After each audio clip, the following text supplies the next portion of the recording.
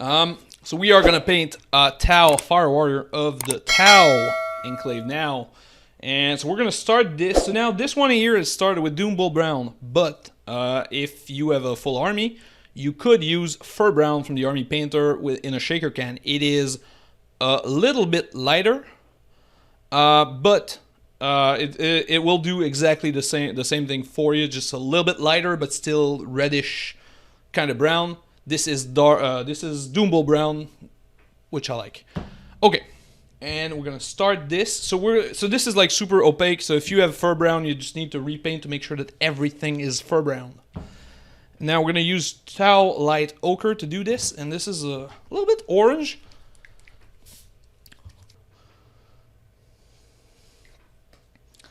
All right, so this is like yellowish, a little bit orange. This used to be called like bronze flesh at some point in the past. Like this is like almost exactly the same color as bronze flesh used to be. But this gives us like a really nice color for the bulk of our model. So we started with this because now we're gonna add some a little bit of battle damage and everything. But the main color is gonna be this one.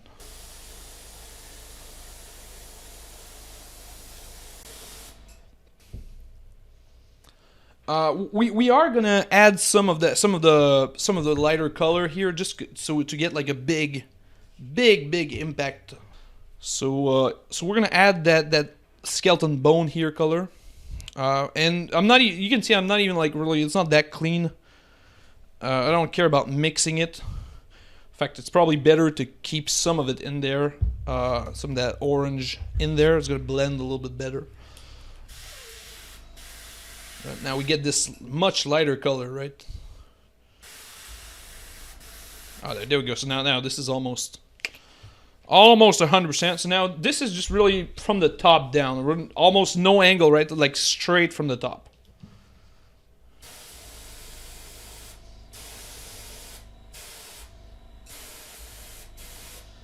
And then we can kind of cheat a little bit with the angle. Just in those areas that we want a little bit of a little bit of a kick. There we go. So now this is a nice little you know, nice like peaches, I guess, color or cookie color. This is like a cookie.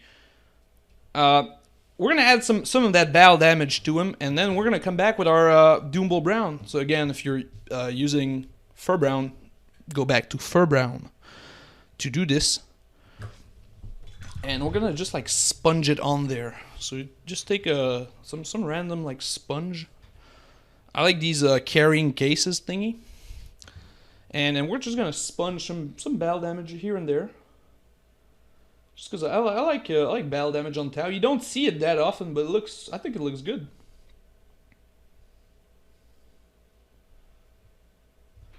Maybe we're going a little bit heavy. That's okay. So a lot of time, so this is one thing that like less is more kind of type of thing. Like you don't want to overdo it too much. I'm usually like on the heavy side, and I'm telling you to like not overdo it. So you know, I know what I'm doing wrong, but I keep doing it. No, but it's really easy to get carried away with this this sponging thingy, so try not to. But, you know, you will. That's okay. Happens to the best of us. And by that I mean, not me. I am the worst. Okay, so we have our little sponging thing. So that gives us some battle damage, but now it's kind of a little bit too... it sticks out a little bit too much, but that's okay, because that's why we did this before adding any type of wash, because now we're gonna add the wash and make this interesting. So our wash here is gonna be Reikland Flesh Shade. I cannot say this correctly. I apologize. Reikland Flesh Shade. That was close, I think. So again, just like all the tiles that we did today. One even coat, right? We don't want it to pool or anything. We just want one even distribution. And this will bring out a little bit of the orange again, because this is like this was called like chestnut ink before. Like if you were like a super old school guy, this is chestnut ink. And the other kind of benefit of not going super heavy on the shade and only doing it on the armor is that we can go straight into the next part of this. So the next part here is going to be to do all of the little like clothing, and we're going to do it brown. So we got the Rhinox hide here, and that's going to be a good clean base coat here. So all of the cloth we're going to do Rhinox.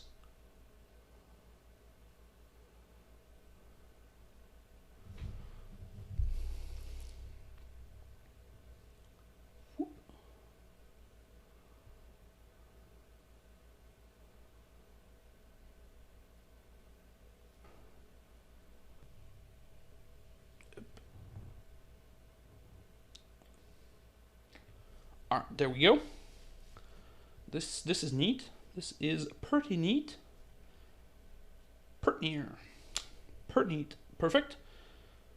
So brown done.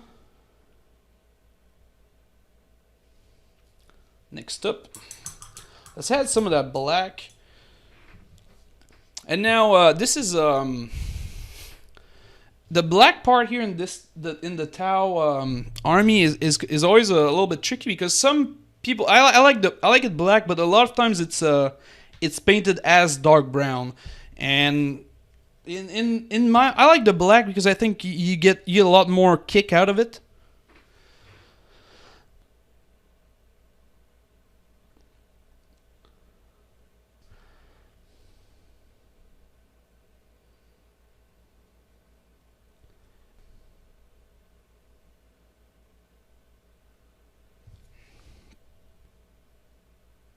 Perfect.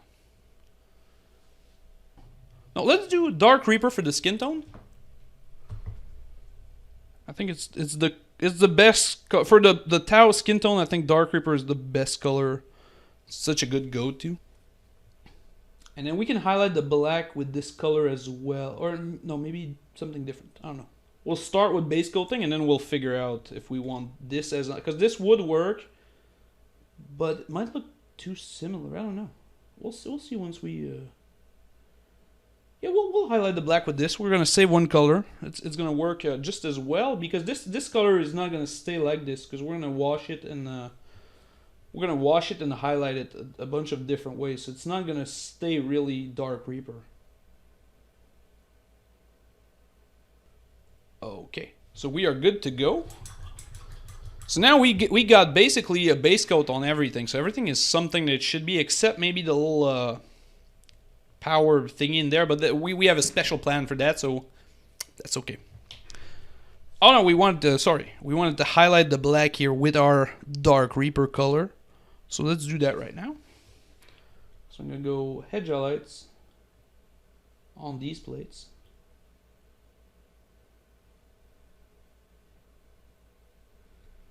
And then because we could go with like a more bluish tone, wouldn't look that out of place. But because I have like big plans for the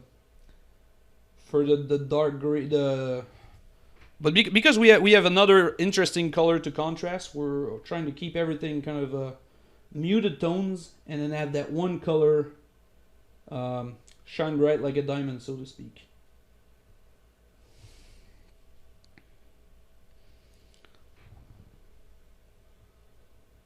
Like the little handle or whatever it's called. And then, so now we get to move on to highlight the. We're gonna highlight our Rhinox hide here with Doombull Brown again. So now we get to kind of double tap into every color. So that will keep our paint scheme really tight. Which is great, because then all of the colors kind of blend into one another. So that's kind of perfect for these type of like. Really like cohesive armies. And it's not going to be too similar, because the Doombull Brown on the other models is really on the Doombull Brown on the orange is really like muted, because it's the bottomest color, and then this one is the highlight color, and it's going to be shaded anyway. So Like it's not gonna be too similar, but still it keeps everything in the same palette, which is great.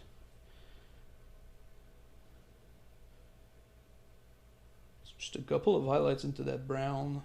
I think we're good to go. And then our guy here, I mean, this is turning into something really cool. So now we are gonna highlight our the skin tone with a Lothern blue. Now that's it says blue, but it leans on the turquoise a lot. It's a very light blue. So now this will contrast a little bit, but that's okay because we're gonna mute that color in a second here. But this does add a lot of blue to the Dark Reaper, which is, you know, a lot more gray.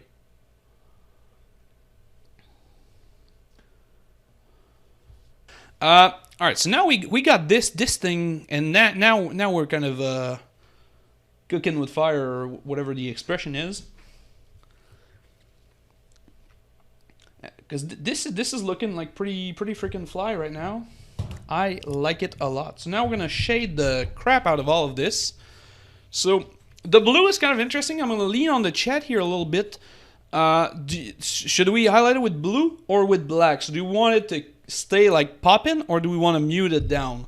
I'm leaning towards muting it down, just because it will make the other shining colors, the other colors that we want to pop even more.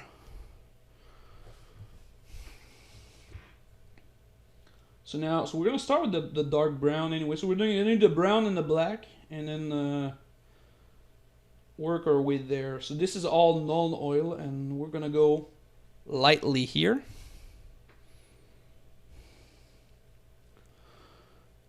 Mute that boop. There we go. It has been spoken.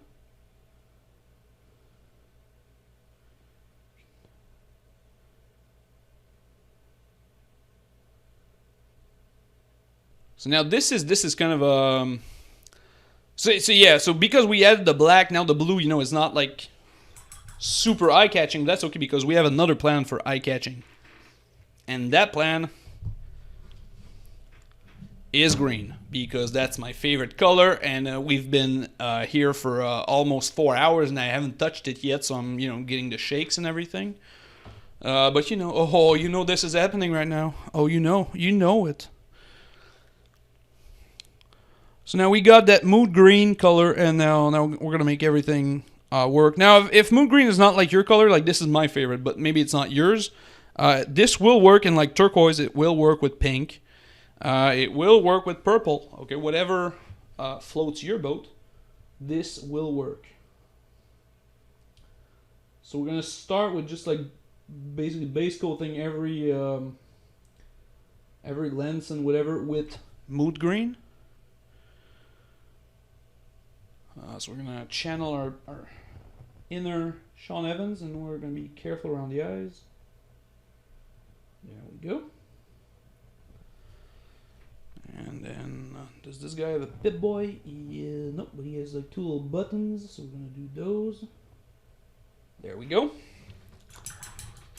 And now we're gonna add that yellow, which is the best part of this. So now we're going with Flash Gets Yellow, and this is the better part of this effect is the yellow.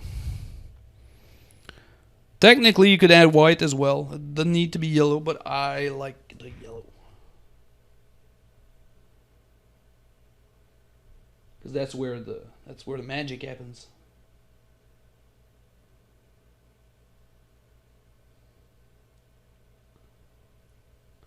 And now we're gonna take we are gonna take Way Watcher Green, but that they don't make that anymore. So now you have to use Warp Lightning to do this little wash. So if you're using White Lightning, you have to Warp Lightning. Sorry, it's a contrast, but you're not using it like a contrast. You're thinning it down, and then you're just going next to your next to these areas that you added the green. I forgot about this little backpack thingy. So let's go back to the yellow. And then we are good to go. So we got like this kind of dark, but still, you know, like we have a good contrast of color. And then all of these big guys or these plasma, when you have that green color popping through, it's going to look $1,000,000. So now all this guy needs is a different base. So was he glued on? Yeah, he's glued on solid. So and so now any base that's like not brown would work better on this guy, because like he's like 50 shades of brown right now. So I would definitely not go into like a brown base. I would go gray. You could go silver. I would definitely go towards a darker shade for bases, and like not something that pops, right? Like not lava or anything. I would go darker. And we're gonna go with this one. It's a gray one with snow. We're gonna go with this one.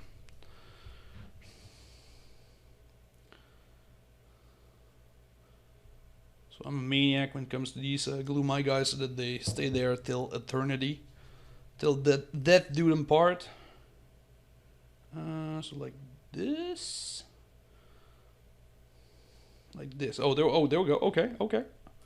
You kind of need it to like fit on the rock, otherwise it looks odd, right? So, excuse me here.